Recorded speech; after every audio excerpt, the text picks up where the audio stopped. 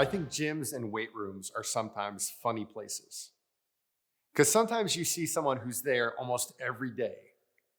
And you would think if you went to the gym every day, you'd be the most fit person. I feel like I would expect great results for myself if I always was able to make it to the gym. But what I love is that there's some people that they're really focused in on one muscle group. There's an old saying is, sometimes you hear people joke around and say, don't skip leg day. Because sometimes people are just so focused on their upper body, they forget about their legs, and they could just be these almost kind of look like Mr. Incredible, where they have giant muscles up here, but their legs don't really match. And sometimes you see someone who has a giant, all they're doing is working out their biceps, and they have giant biceps. And I bring this up because Paul uses this image of the body when he looks at how each of us are called and gifted. He says that, should the head say to the arm, like, you're not important. And I think this is a beautiful image. And at points, it can make us think, well, does this mean the opposite is true? As a Christian, I need to be super well-rounded. I need to basically do everything that God asks of his people. But the reality is, when he's using this image of the body, what Paul is saying is that each of us has a particular gifting. He goes on to later say, he says, strive for the greatest of gifts, strive for the greater gifts.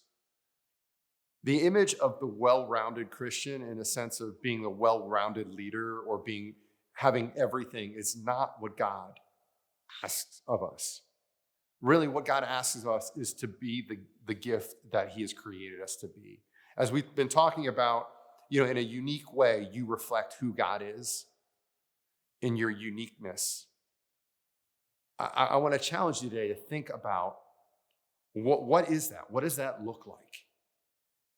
And to really be okay with what God has given to you, because it's something beautiful. It's something the world desperately needs. This way to see Jesus. And so I'd invite you just today to stop, to think about how you're gifted, to reflect upon that. Write that down. If you journal about it. If you don't know, I'd invite you to ask someone. Ask someone who you care about and cares about you. What do you, when you see me, how do I relate to the world? What's my gifting? What do I offer the world? There's different kind of tests you can take, there's a strength finder, there's all sorts of things. But the reality is that you are unique.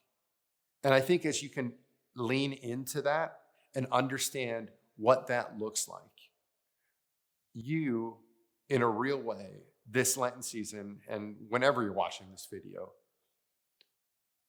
can really show the world who God is. Because this is exactly what you were created for.